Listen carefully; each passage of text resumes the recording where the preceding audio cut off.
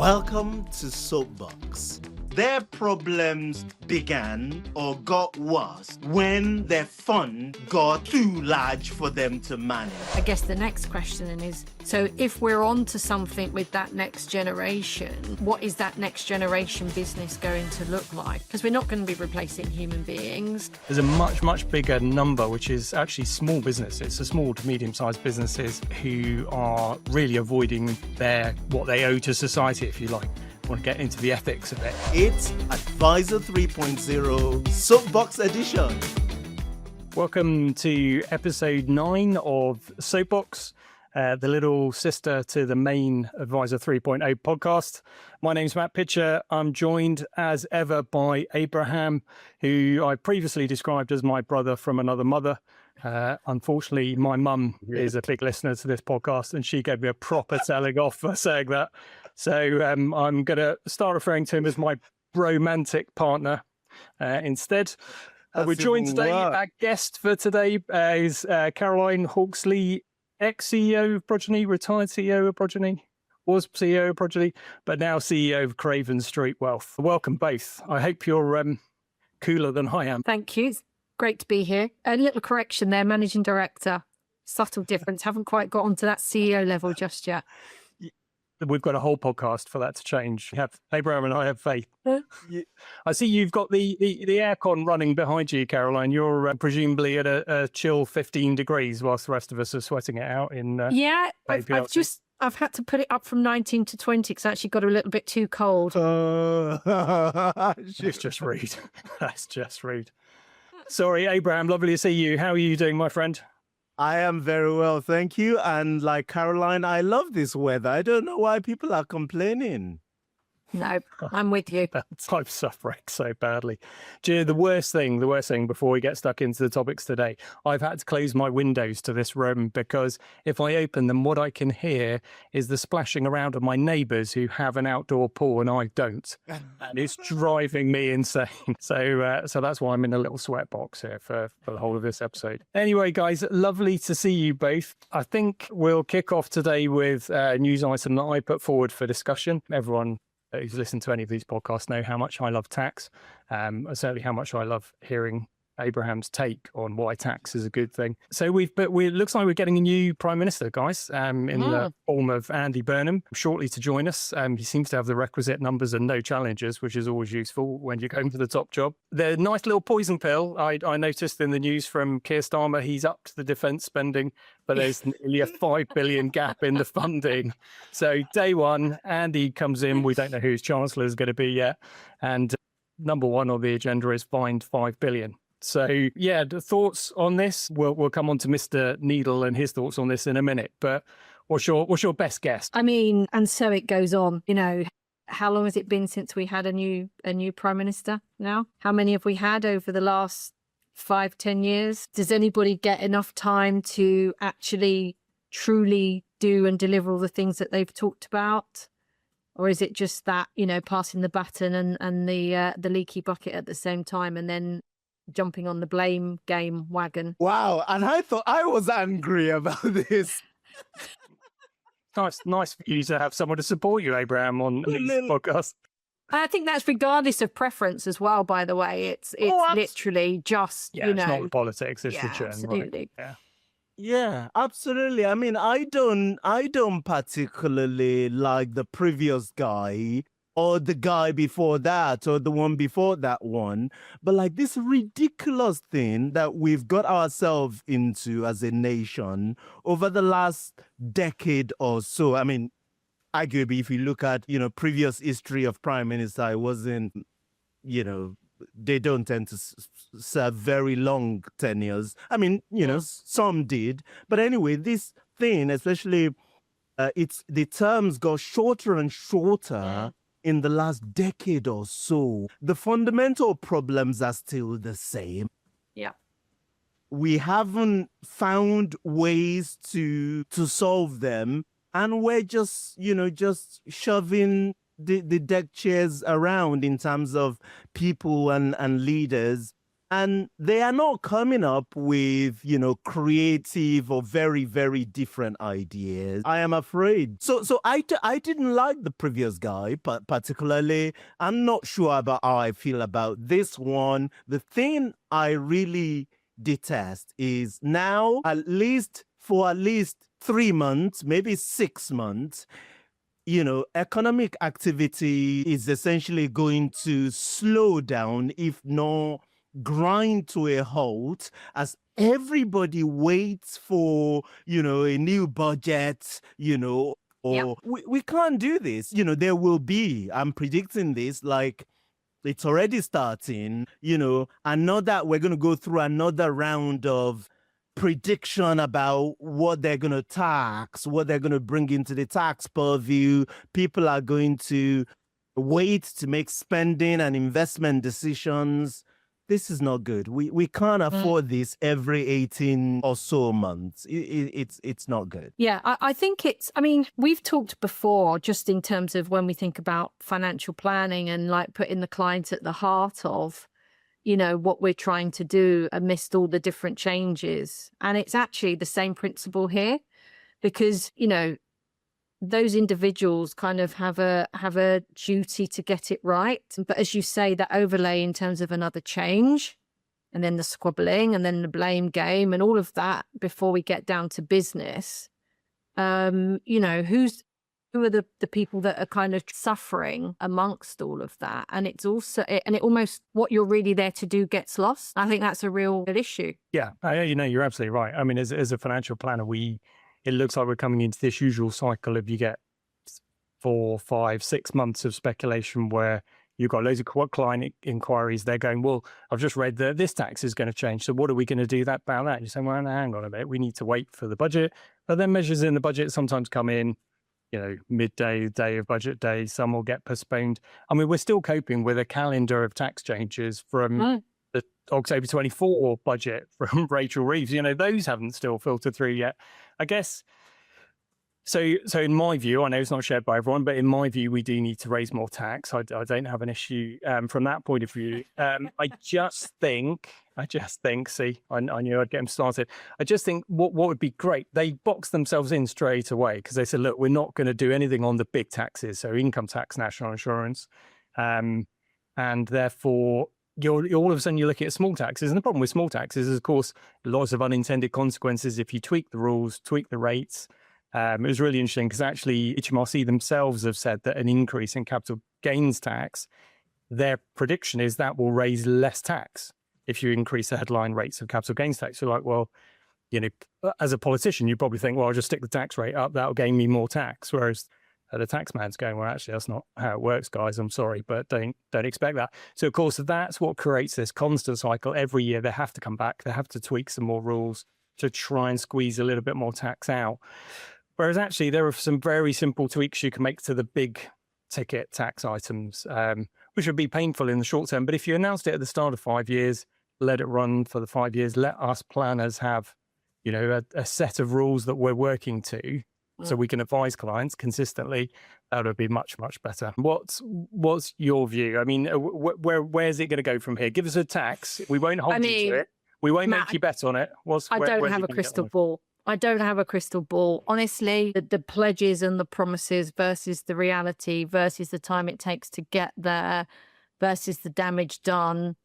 I honestly, it's a tough one. It's a tough one. What if we're expecting, you'd expect change. I think part of the issue is the guessing or people planning or taking action or much wider leaving the UK or whatever it is based on what might be coming.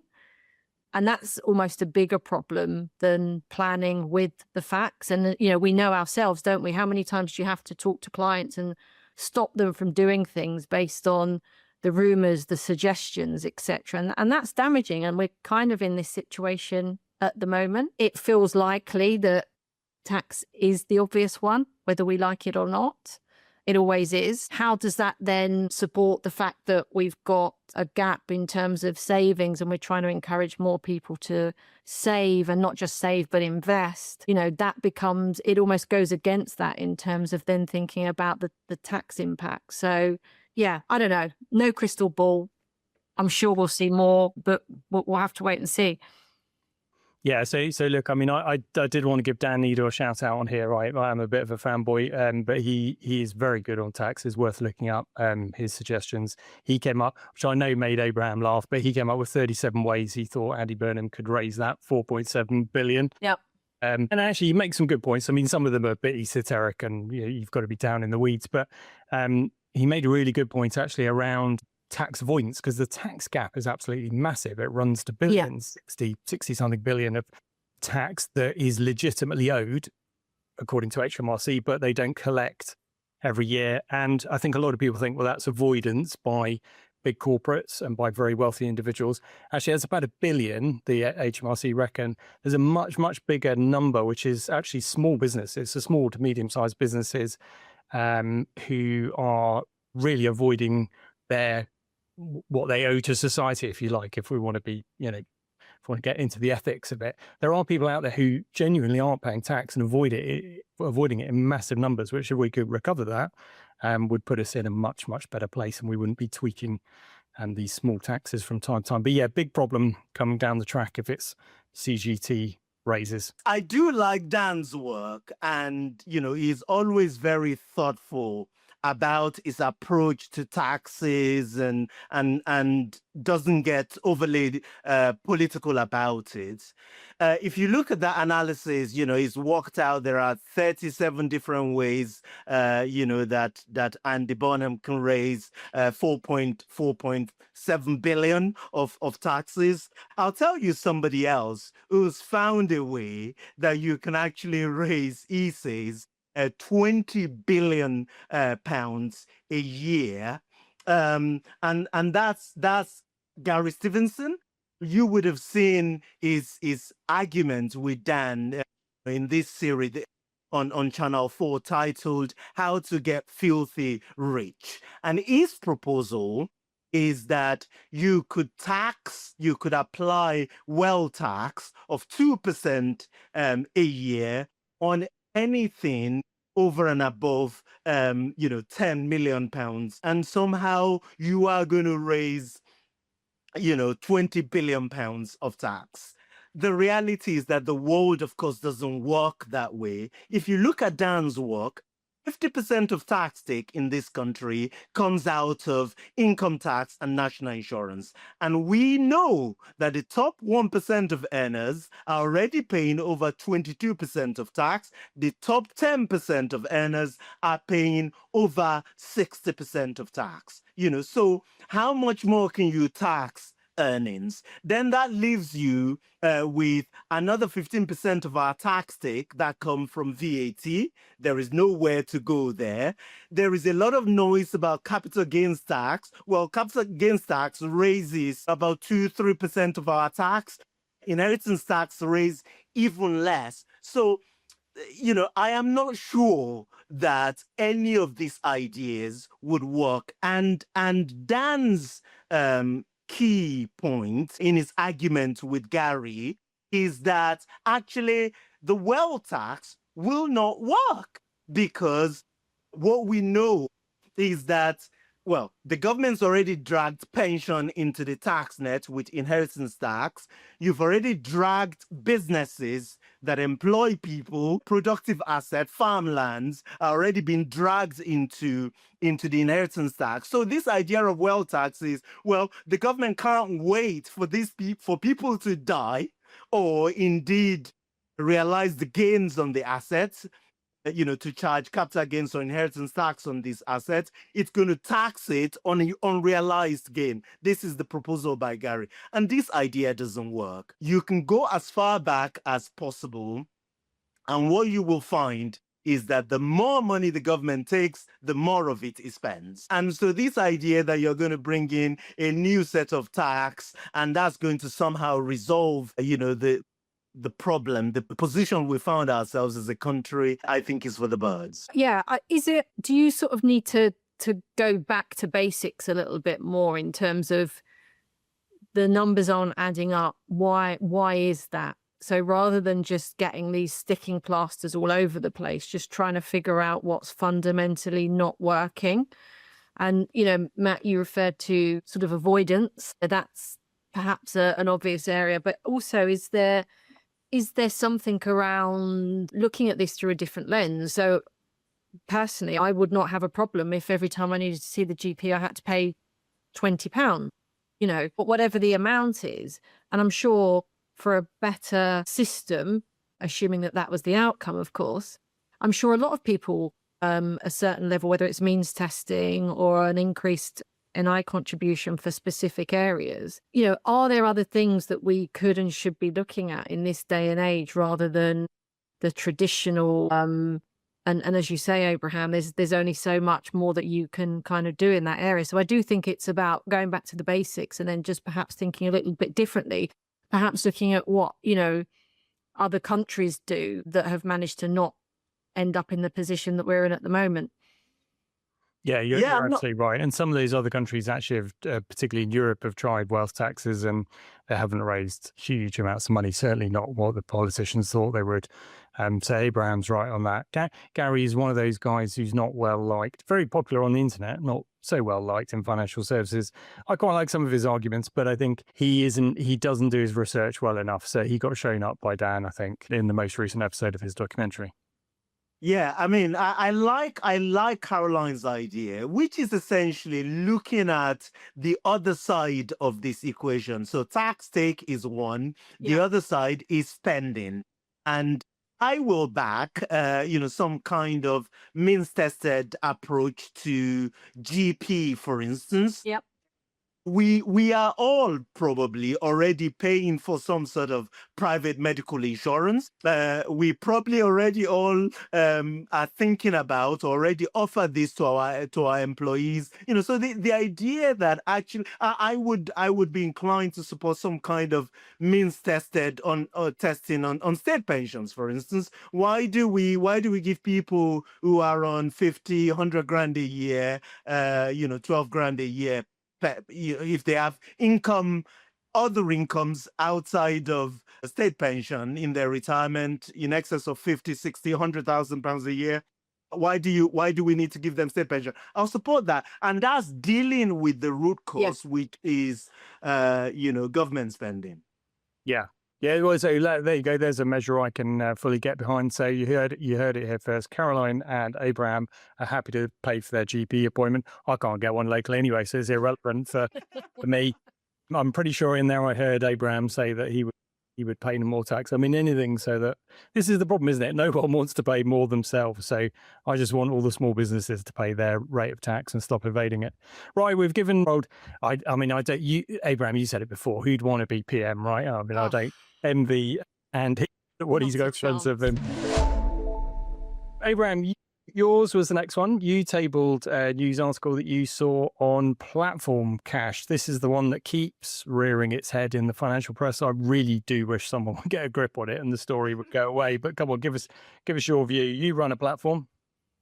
Well, yes. I mean, I think the key thing is that the FCA, as part of its improvement around disclosures, fee disclosures generally, is essentially saying platforms should disclose, the cash interest that they're skimming off your client's cash. They want to that they should disclose it or display it more prominently. And my take on this is that really just dancing around the issues? Should the FCA be thinking about actually banning, cash interest completely? Because what other asset class can platform take the income or part of the income? You can't do it on equity or dividends. You can't do it on fixed income. You can't do it on property. Why do we allow this for platforms to be able to take some of the cash interest from the client asset. And the argument is also always that, well, the platform can add value by negotiating the best possible interest with the bank and managing the cash position. Well, I think that is called fiduciary, which is your responsibility. You can charge whatever you want for that service, just include it in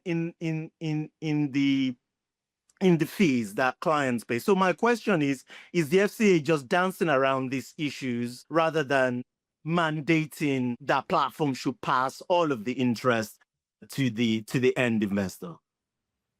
Yeah, look, I say the good thing about the FCA announcement was they said we're going to bring forward rules to prevent platforms from chipping clients on the interest and charging on those same deposits. So taking a platform charge and taking a turn on the interest as well. So that's good. I think the proposal they're suggesting, I know as a regulator, they like now not to make rules. They like to make sort of a guidance layer, and then we all have to interpret what that means in our own special ways. I don't like their idea that they're going to get platforms to just publish more data, because I mean, what client goes on platform websites to research interest? Right. I mean, for a start, it isn't the kind of clients that I'm looking after, because that's what they pay me to do. And I know what interest they're getting from the platforms and what they're being charged, and we tell them. I don't think cost disclosure, I mean, look where we ended up with illustrations. The illustrations we have to give to clients, let's be honest, are nonsense. And clients come back and go, well, hang on, what's this? I've got 2 negative rates of return and 1 positive, and we have to say, it's the regulator they set. So I like where they're coming from. They want clients to be in a better position. So fundamentally, they're coming from a good place, but implementation, more disclosure, more information is not the solution. I would agree with you. I think they need to just, maybe this is one of these areas where they do just need to put in some rules, in my view. And there's a big difference on the interest that the different platforms are paying. Personally, as a firm, we don't keep a lot of cash on platform. We use cash management services for that.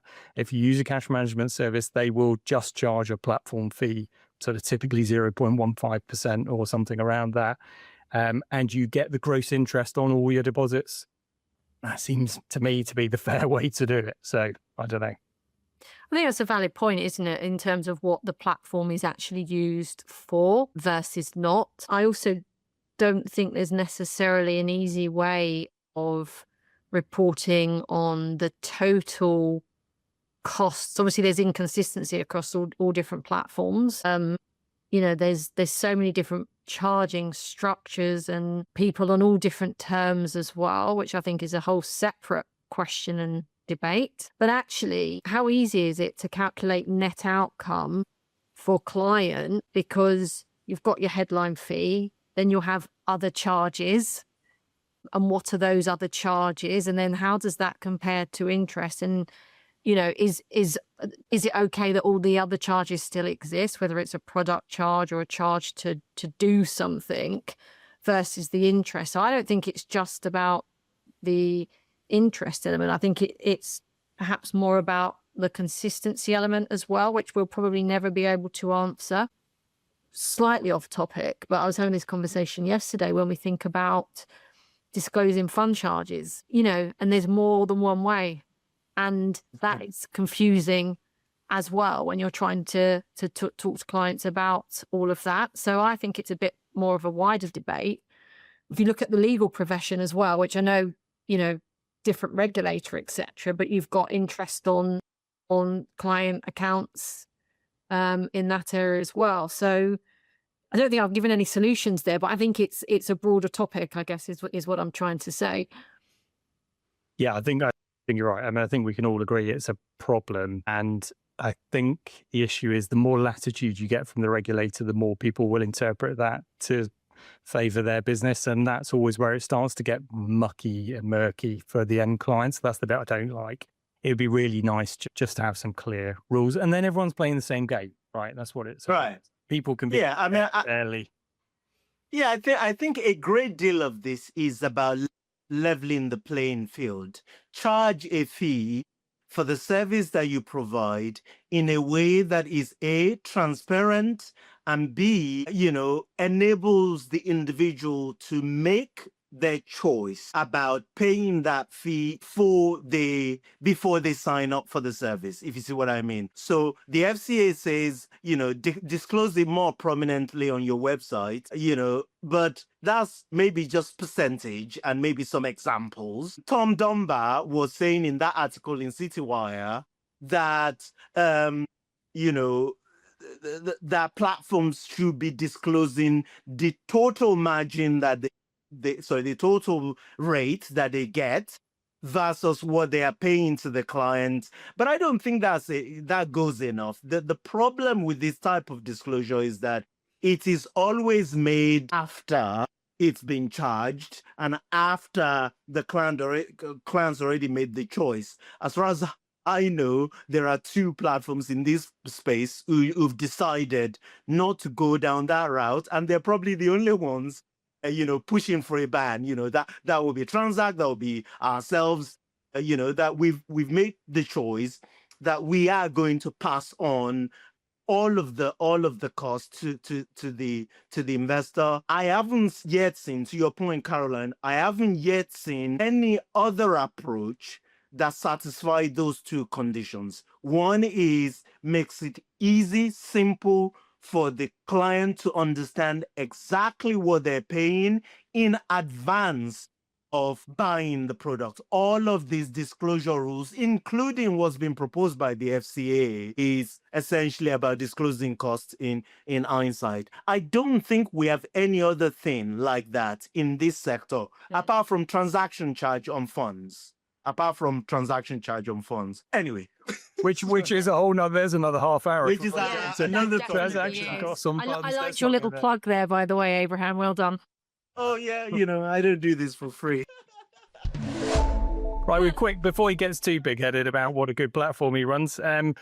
Caroline, so you tabled this topic of succession planning and leadership in financial services. I mean, I think this is a big one. Abraham and I have talked about it in the past. We've got an aging advisor population, was always thus, a gender imbalance in the advisor population. I was on LinkedIn whinging about sexism again this week because it never seems to go away. Talk to us about your view on that whole subject. Yeah, I just, every conversation at the moment is covering and thinking about growth, thinking about tech and AI and thinking about the future. And I just sort of made me think, when we talk about the future, how far into the future are we actually looking at? And are we truly taking control of that and making strides to enable that sort of next generation? And do we even know what the expectations are going to be? And that's our workforce, that's our clients. And it feels like the world is changing at quite a speed at the moment. And we're in a really interesting time, I think, particularly within financial services. And it's just, how far are we looking? How far into the future should we be looking? And are we really equipped for what's coming? I said earlier, I haven't got a crystal ball. I still don't have that crystal ball. But, most businesses are thinking about the next generation of advisors, for example. And, we hear academy, growing your own, and I'm an absolute supporter of that.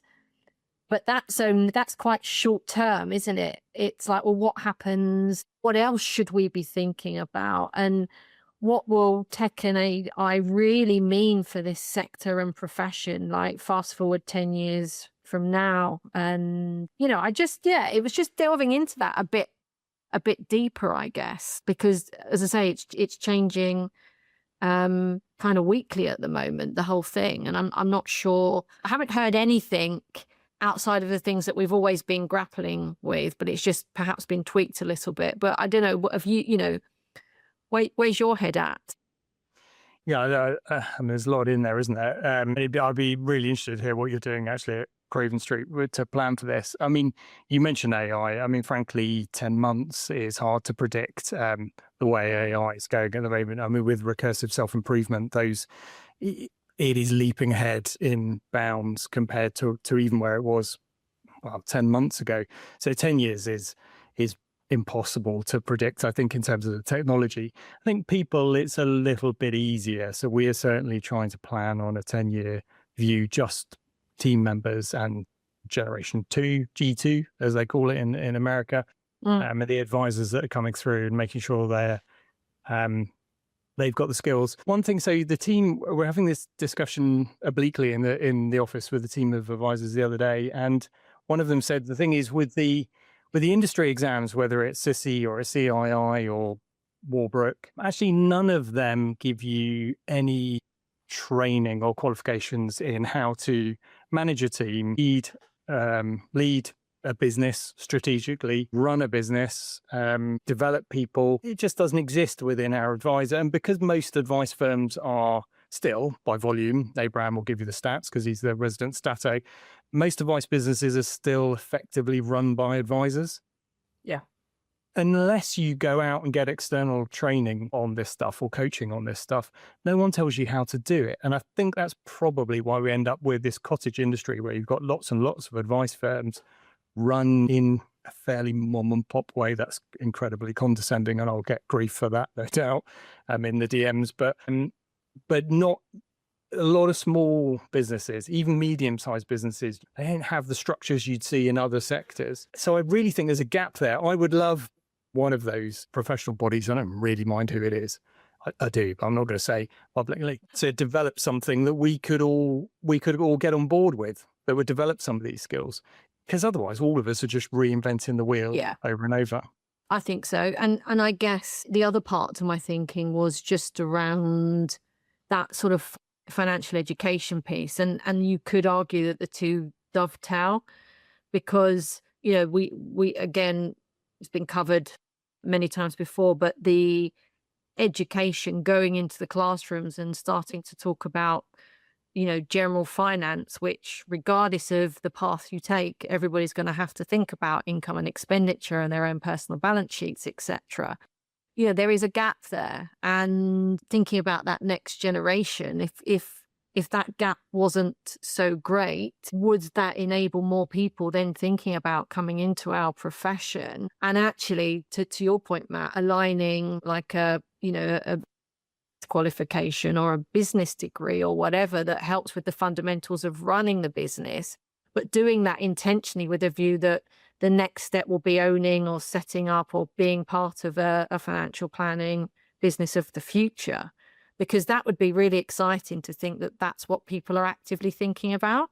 And maybe there are some, I'm sure there are, but I don't think that's as common as we'd like it to be at the moment. Yeah, so I think, Coventry University are doing some brilliant work around this, aren't they? And Abraham's had, the last Advisor 3.0 conference, Abraham, you had the lecturer, I was going to say tutor, and several of the students down on what I guess were free tickets. I'm going to potentially legal out mine there for you. I assume were free tickets to them. And doing great work just supporting them. And I know with the wider Timeline business, you're supporting those internships, etc. Those specialist uni qualifications seem to be the pipeline of talent we'll have through. I just think it's got to be more in Coventry because that's there aren't enough coming through. And I'm now good at Abraham's going to school me and tell me there are several other universities doing similar, but they certainly seem to be the ones that are really do seem to be churning out aspirant financial advisors. Abraham, go on. Where Well, I understand where this concern's coming from. I was just FCA data. This tells us that 17%. So broadly speaking, 1 in 5 financial advisors are over the age of 60, and then there is another third of financial advisors who are between 50 and 59.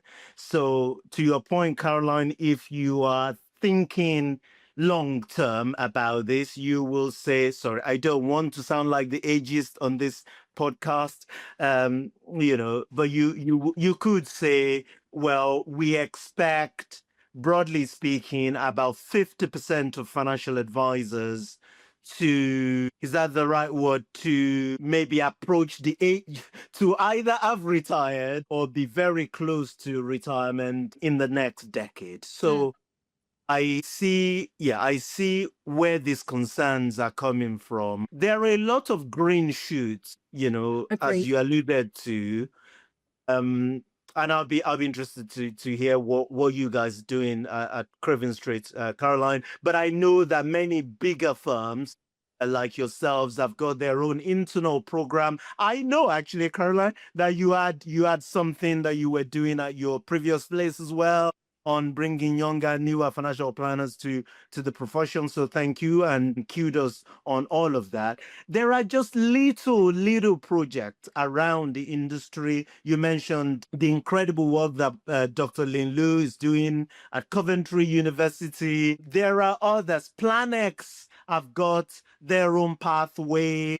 And what gives me hope in particular about Planex, and again, Verve, my friend Kathy Kathy's Harrison doing some great stuff. at Verve, people are doing in their own sort of corner of the world, their own individual corner of the world. And so therefore, maybe what we need isn't like one giant coordinated program, although I will be interested. Maybe what we need is, small, medium-sized projects dotted all around the sector. And I know, by the way, Coventry University, we've supported them. Some smaller advisory firms have my friends, Expert Wealth in Cambridgeshire. There are people doing Cambridgeshire, Oxfordshire. I don't know. Sounds like the same thing. yeah. It's all the same when you live in Essex, Abraham. Oxford. Yeah, they're doing. People are doing stuff about this. I would very much love to replicate, partner with other universities to replicate what Dr. Lu is doing. She is an incredible, unstoppable force of nature. If you can clone her and put 2 or 3 people like Dr. Lu in other universities, I think we can solve this problem within a decade, where we churn out graduates and as well as different paths, school leavers, who go and do. We can solve this problem, but everybody, small firm, bigger firms have to, professional bodies have to contribute, their own quota, their own effort in what is a big challenge for the profession. Yeah, and I agree with all of that. And it definitely feels like things are changing and turning, and that's absolutely brilliant. But it does need to be more, and it probably needs to be a much wider effort. And I think there has to be more that's done as part of the education system as well, actually. Going back to the previous conversations, everybody benefits if people are coming out with an element of understanding around sort of financial services, whether it's just to help individually or actually genuinely think about it as a career choice. But I guess the next question then is, so if we're on to something with that next generation, what is that next generation business going to look like? And are we ready for that? And actually, the counter argument to myself is it really going to look that much different? Because we're not going to be replacing human beings. But, I don't think so anytime soon at all. We might replace a few, just... Maybe a few, yeah.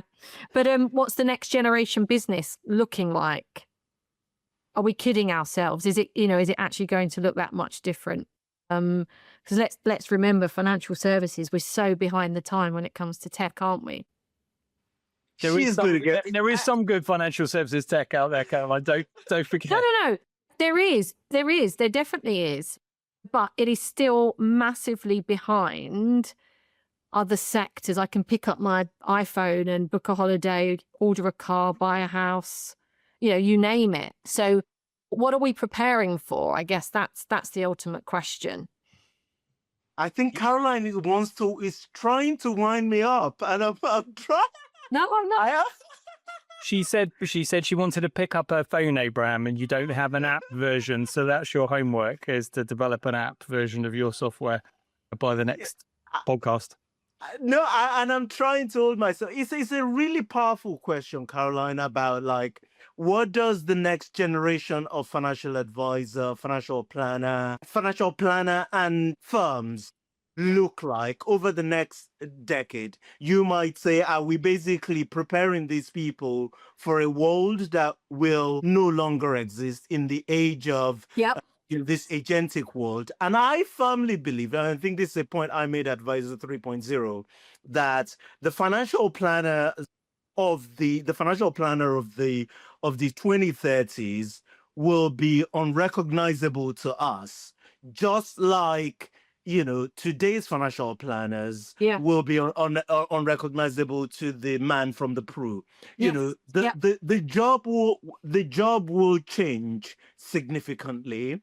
I think it's technology, AI will sadly do a lot of the heavy lifting, a lot of the technical piece.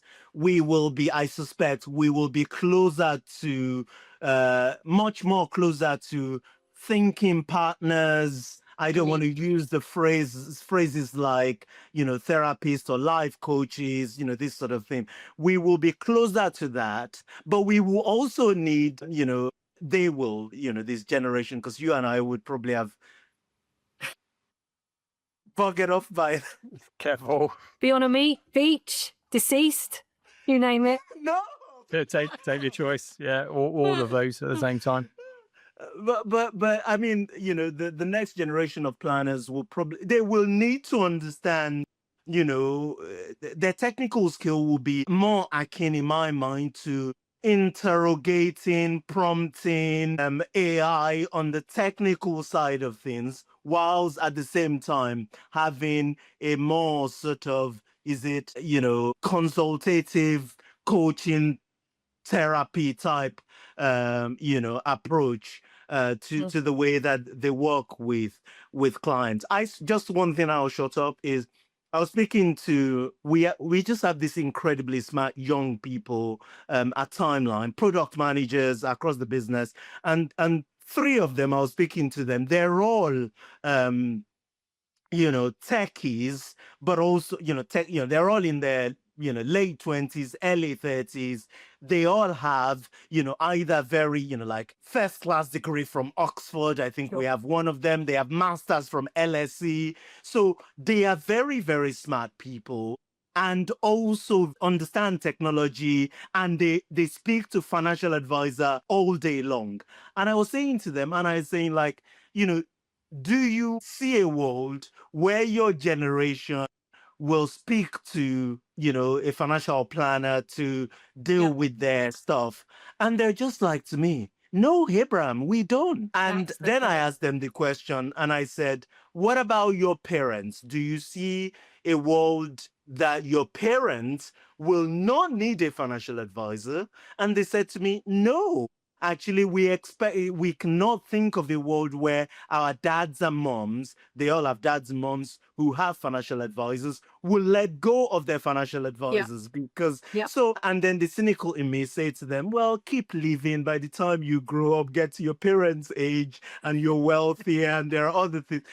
And so I don't think that the profession faces like complete existential threats, as it were. We have a meaningful time to get our value proposition right for the agentic world, have a training program, development program and pathway for the next generation. Yeah, I agree. Of course, the value proposition, if what you do is to make clients, once a year and show them statements and no meaningful conversations about their lives or how their portfolio relates to their lives and planning and the holistic, you're already dead, right? Like that's not just an AI thing. That's a value proposition that's not fit for today's world, let alone the future. But yeah, so anyway, long-winded answer to what is a powerful question meant to trip me up. No, it's really interesting to because you're right. Even the fact that you've got those incredible people in the business that you're talking to is a massive change compared to, not talking about your business, but in general compared to 10 years ago. Mm-hmm. and actually listening and getting the views and thoughts from those types of individuals. And it does seem like we're opening the profession up and bringing, super bright people in to help evolve the profession, which I think is absolutely what's needed and the right thing to do. But, somebody that's 3 years old today, what will their financial future and advice and support look like in 40 years time? And I don't think anybody's got the answer to that question. Crystal ball time again. Yeah, 40 years time, we're not back my to it. problem. I would not be here. No, and I'm pleased, Abraham, that you stopped giving us the stats before you hit my age group of advisors, which I thank you for. The 20s, 30s, 40s, which is where I sit age-wise. So look, ordinarily on these soapbox episodes, we try and do something towards the end where we focus in on some bad guys for once and give... We should call this segment the shoebox rather than the soapbox, really, because it is all about giving a couple of bad uns a proper shearing. So a couple of people have been in the news recently. Abraham's favourite two fund managers, Neil Woodford and Terry Smith. They've both continued to be naughty boys. Abraham, do you want to take it away with these guys? No. Well, I mean, Woodford has an issue with the FCA. The FCA is obviously suing him, on the basis that he's basically giving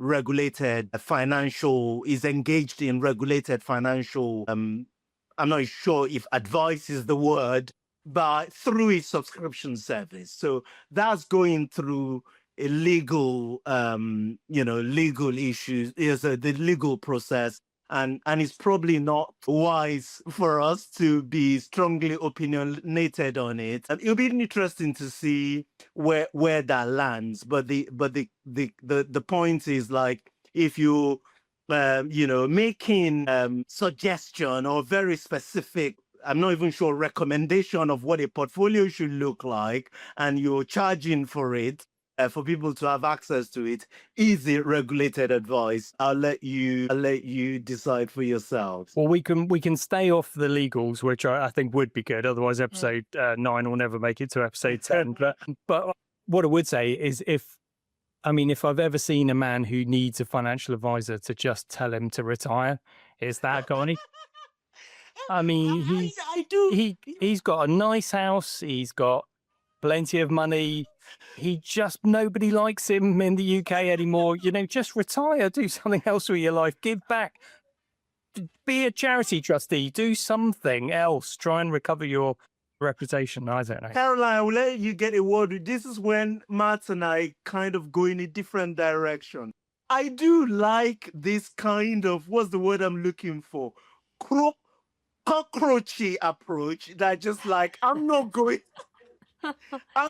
I'm not going anywhere. You can be on me as much as I want, as you want. The guy is like relentlessly resilient. So you have to give that to him. Of course, a lot of people lost money, and we shouldn't make. I'm not trying to make a light, issue of all of that stuff, and I don't know, you should probably stay clear of regulated activities. But I see his commentaries on LinkedIn, and I almost always disagree, but I like that it's like a cockroach. It doesn't go away. Yeah, but so apply that. All that energy and intelligence and thinking, apply that to something else, something meaningful. Give back. He was a keen horse. I'm not even sure what he was. If you read this book, I forget this book about him. Is into his horses. I'm sure he has other things that he gets up to. I think there's one word that comes to mind: ego. Yeah. Abraham likes that, though, Caroline. You're saying that like a negative, whereas Abraham's like, yeah, it's all about the ego. Ego isn't just a negative word anyway. Everybody Absolutely. has one. You have to, right? But it's like, if there's unfinished business, a point to prove a personal, all of those things. If you unpick the psychology of it, you could probably have a field day. Yeah. Well, speaking of ego, the one that gets on me, really, that I have opined on is Terry Smith. I used to like the guy. And for a while, he probably had, the Midas touch, clearly outperformed in the earlier days, probably the first decade of his fund or so. And in the last 5 years, it's gone completely wrong. And in his latest like half year letter,